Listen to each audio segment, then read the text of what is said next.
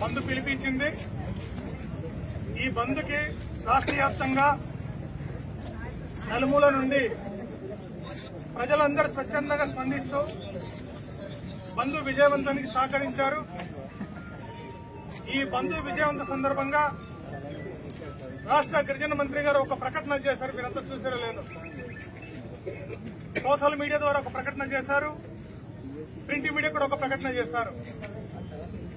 ఈ ప్రకటన చూస్తే సమస్య పరిష్కరించడం పోయి ఆదివాసులని మరింత చులకన భావంగా చూసే ధోరణి ప్రభుత్వాలు కనిపిస్తుందని స్పష్టంగా అర్థమవుతుంది.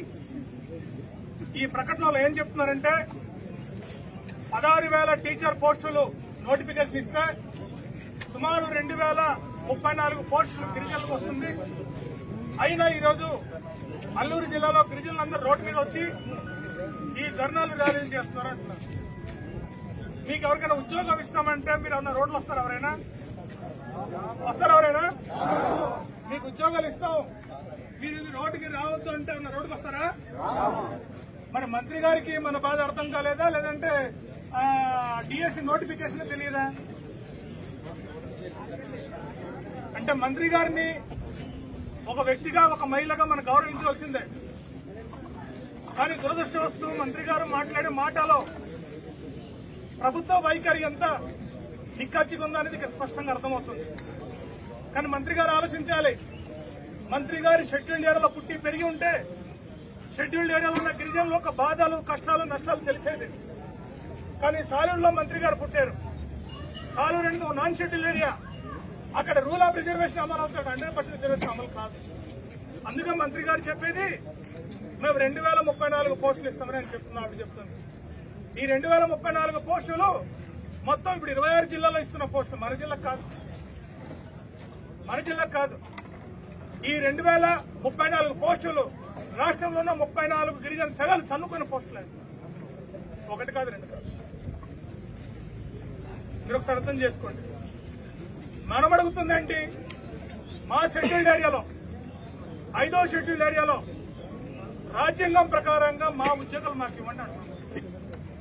మన ఉద్యోగాలు ఇవ్వడానికి అనేక రకమైన రూల్స్ అడ్డంకులు వస్తున్నాయి. అక్కడ మైదాన ప్రాంతంలో ఉన్న వాళ్ళందరూ తీసుకొచ్చి ఉద్యోగం ఇవ్వడానికి మాత్రం ఎటువంటి ఆటంకాలు లేవు. ఇది ఎక్కడనే ఒక సామెత ఉంది, మన గిరిజన గ్రామాలు చెప్తారు, కొండపిల్లి వచ్చి ఊరు పిల్లిని భయపెట్టినట్టు. కొండపిల్లి వచ్చి ఊరి పిల్లని భయపెడతాట. ఇప్పుడు ఎక్కడ నుంచి వచ్చిన వాళ్ళందరూ కూడా ఈరోజు ఈ ప్రాంతంలో రాజకీయాలు శాసిస్తున్నారు, ఉద్యమాలు శాసిస్తున్నారు, మన రిజర్వేషన్ తన్నుకుపోతున్నారు, ఉద్యోగాలు తన్నుకుపోతున్నారు. ఇది ఎక్కడ దారుణం? ఇది బ్రతుకు తెరువు కోసం వచ్చే వాళ్ళని మేము వ్యతిరేకించాలి కాదు. కానీ ఈ ప్రాంతంలో ఉన్న ఉద్యోగం వేరు, ఈ ప్రాంతంలో ఉన్న హక్కులు వేరు. ఇవన్నీ గుర్తించి దాన్ని అమలు చేయాల్సిన బాధ్యత ఈ ప్రభుత్వం పైన. కానీ ఈ ప్రభుత్వం అమలు చేయకుండా ఇప్పుడు ఏం చెప్తుందంటే, చేస్తున్న బంధువులన్నీ వైసీపీలు చేయిస్తారని చెప్తున్నారు. వైసీపీలు బంధువులు చేయిస్తున్నారు, వైసీపీలే రెచ్చగొడుతున్నారు అని చెప్తున్నారు. మాకైతే వైసీపీలు ఎవరు చెప్పలేదు. వైసీపీలు వచ్చి మీరు బంద్ చేయండి, ధర్నా చేయండి ఎవరిని చెప్పలేదు. నిజమే, వైసీపీలు మోసం చేశారు. గతంలో టీఎస్సీ రిజర్వేషన్ తీర్మానం చేశారు. తీర్మానం చేసి 4 సంవత్సరాలు వాళ్ళు పడుకున్నారు. అక్కడ ఏ గుడ్డుగురం పలుకుతున్నారు రోజు వైసీపీ వాళ్ళు. ఎమ్మెల్యేలు ఏం చేస్తారు, ఎంపీలు ఏం చేస్తారు?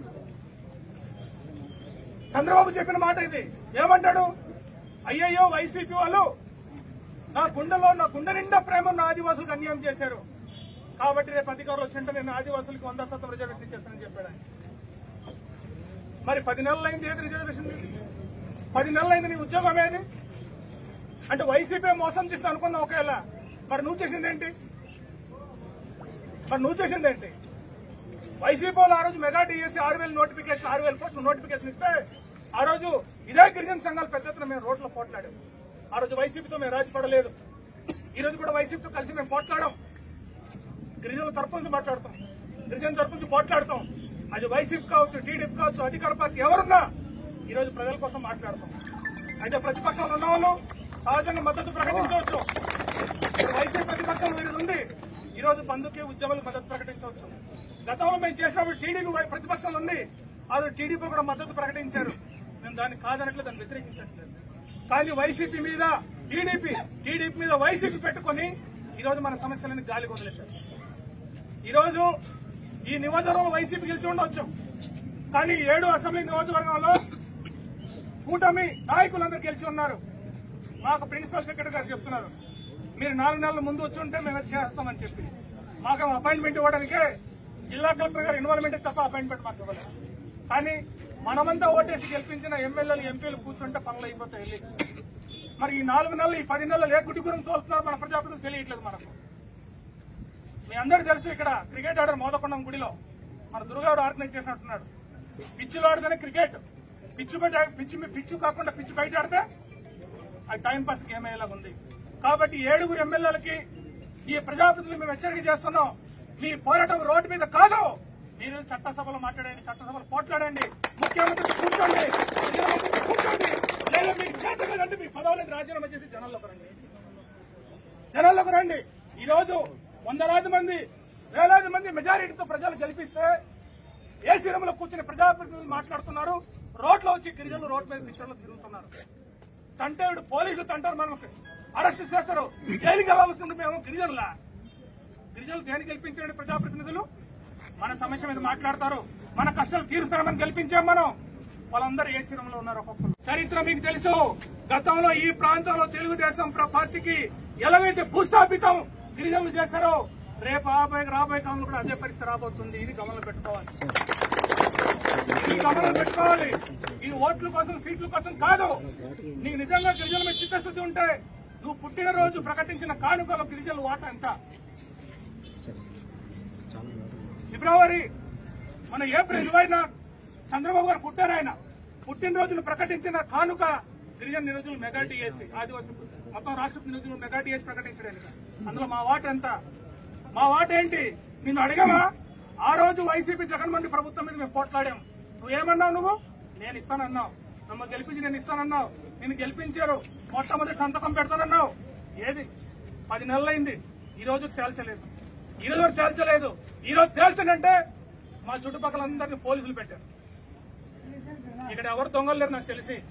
ఒక గంజాయి దొంగ గాని, ఒక మానభంగం చేసిన వ్యక్తి గాని, ఒక క్రిమినల్ కేసు ఉన్నాడు ఎవరు లేడు ఇక్కడ. కానీ మన చుట్టూ అంతా పోలీసులు ఉన్నారు. మనం దొంగల్లాగా ఉన్నాం. ఈ బందోబస్తు మన సింహాచలం దేవస్థానంలో ఎవరు ప్రజలు చచ్చిపోయారు కదా, అక్కడ బందోబస్తు ఇస్తుంటే కనీసం 4 ప్రాణాలు బతికి ఉండేది.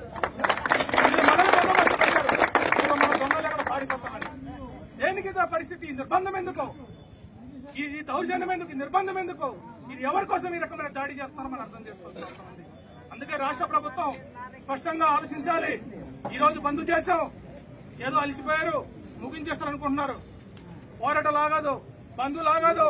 చెప్తాం కదా మనం, చిరుతపులి 10 అడుగులు ముందుకేయాలంటే 2 అడుగులు వెనక్కేస్తుంది.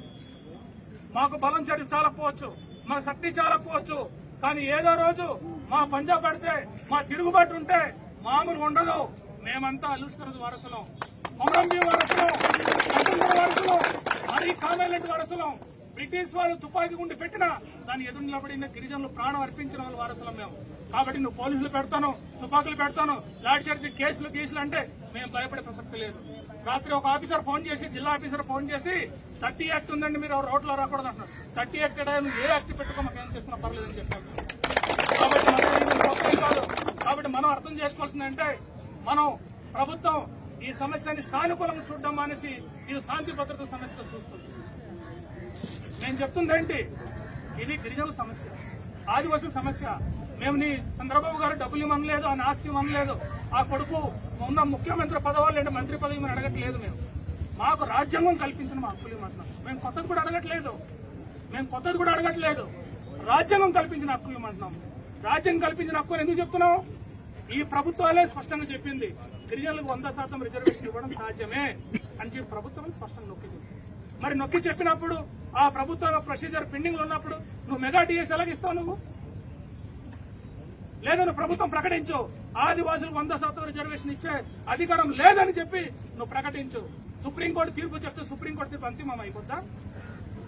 సుప్రీంకోర్టు మన తీర్పు ఇచ్చింది, ఏమని ఇచ్చింది మీ అందరికీ తెలుసు. ఒక రాష్ట్ర ప్రభుత్వం చట్టం చేస్తే రాష్ట్రపతి అడ్డుకోవాల్సిన అవసరం రాష్ట్రపతికి లేదు అని చెప్పి సుప్రీంకోర్టు చెప్పింది. దానికి ఏం చెప్పారు? ఒక మంత్రి ఏం చెప్పాడు? కేంద్ర మంత్రి, సుప్రీంకోర్టు శాసించే అధికారం లేదు, సుప్రీంకోర్టును శాసించే అధికారం కూడా పార్లమెంట్ ఉందని చెప్తుంది. అంటే చట్టసభలు చేసే చట్టాలు చట్టసభలు అంతిమమైనప్పుడు ఆదివాసులు కూడా చట్టం ప్రకారంగా మన రిజర్వేషన్ కి చట్టబద్ధత కల్పించాల్సిన బాధ్యత ఈ ప్రభుత్వం పైన ఉంది. ఆ పని చేయడం మానేసి ఈరోజు పోలీసులు పెడితే రిజర్వేషన్ వస్తుందా? మనం రోడ్లు వస్తే రిజర్వేషన్ వస్తుందా? ఆ పని చేయాలి, ప్రజాప్రతినిధులు చేయాలి, ప్రభుత్వం చేయాలి. దానికి ప్రభుత్వం కానీ మొండికేసిందనుకో ప్రజాప్రతినిధులు పోట్లాడుతూ ఉంటాం, ఇంకెళ్ళుంటాం మేము. ప్రజాప్రతినిధులు పోట్లాడుతూ ఉంటాం, ఇంకెళ్ళుంటాం మేము. వాళ్ళతో ముందుకెళ్తాం. ఎందుకంటే వాళ్ళ మాట వాళ్ళందరినీ మనం కలిపి వేరే వేరే పార్టీలు ఎన్నుకోవచ్చు. కానీ ఒక ప్రజాప్రతినిధి అంటే ఆదివాసీ ప్రజాప్రతినిధులుగా మనం చూస్తాం. వాళ్ళతో ఎన్నికలు మాట్లాడతాం, పోట్లాడతాం, మాకు అభ్యంతరం లేదు. కానీ ప్రభుత్వం ఆ రకమైన ఆలోచించాలి, ప్రజాప్రతినిధుల రకమైన కృషి చేయాలి. ఈ రకమైన కృషి ఇప్పుడు వరకు ప్రజాప్రతినిధులు ఎవరు చేయలేదు.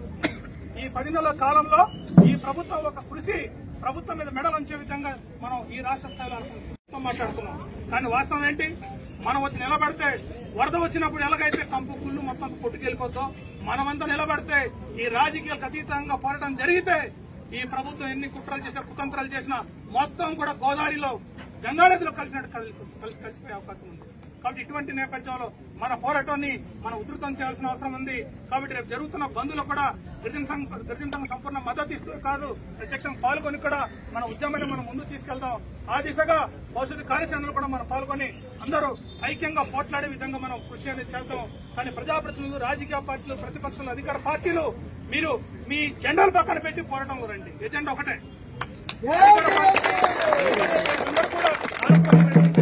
ఆ రకమైన ప్రయత్నం చేయకుండా ఈ రోజు కొద్దిమంది ప్రజాప్రతినిధులు వచ్చారు. మీరందరూ చూసే రాజకీయ పార్టీలు కొన్ని ప్రజాప్రతినిధులు ఏదో ఉదయం పూట రారు. ఉదయం పూట ఏదో ప్రజా సంఘాలు వచ్చి ఆకలితో నిలబడతారు రోడ్డు మీద వచ్చి ఎండల్లో. కొంతమంది ప్రజాప్రతినిధులు మధ్యన వచ్చేసి నీట్ గా పెళ్లి కొడుకులు వస్తున్నారు కనిపిస్తున్నారు, వెళ్ళిపోతారు, ఫోటోలు పోటీ వెళ్ళిపోతారు. ఉదయం నుంచి సాయంత్రం వరకు ప్రజా సంఘాలు ఉన్నవాళ్ళు, ఉద్యోగ సంఘాలు ఉన్న వాళ్ళందరేమో ఇక్కడేమో కూలీల కన్నా ఘోరంగా ఆకలితో మలమలాడిపోతున్న పరిస్థితి. నీరు లేకుండా మలమలాడిపోతున్న పరిస్థితి.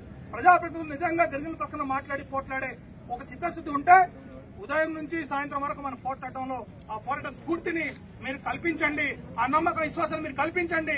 మీ తరపు నుంచి అందరూ కూడా మద్దతు ఇచ్చి ఉద్యమంలో పాల్గొనడానికి గిరిజన సంఘాలు, మేధావులు, ఉద్యోగ సంఘాలు, విద్యార్థి సంఘాలు అందరూ కూడా మేము సన్నద్ధంగా ఉన్నాం. మీ చట్టసభల్లోనూ ప్రత్యక్ష పోరాటం, పరోక్ష పోరాటంలో కూడా మీరు అందరూ భాగస్వామై మన గిరిజన జాతి అభివృద్ధికి అందరూ కూడా కృషి చేయవలసిందిగా అందరూ కోరుతూ రాబోయే కాలంలో జరుగుతున్న ఉద్యమంలో మనం అందరూ కూడా ఆ సమస్య పరిష్కరించే వరకు పోట్లాడతాం. మీరు ఒకటి గమనిలో పెట్టుకోండి.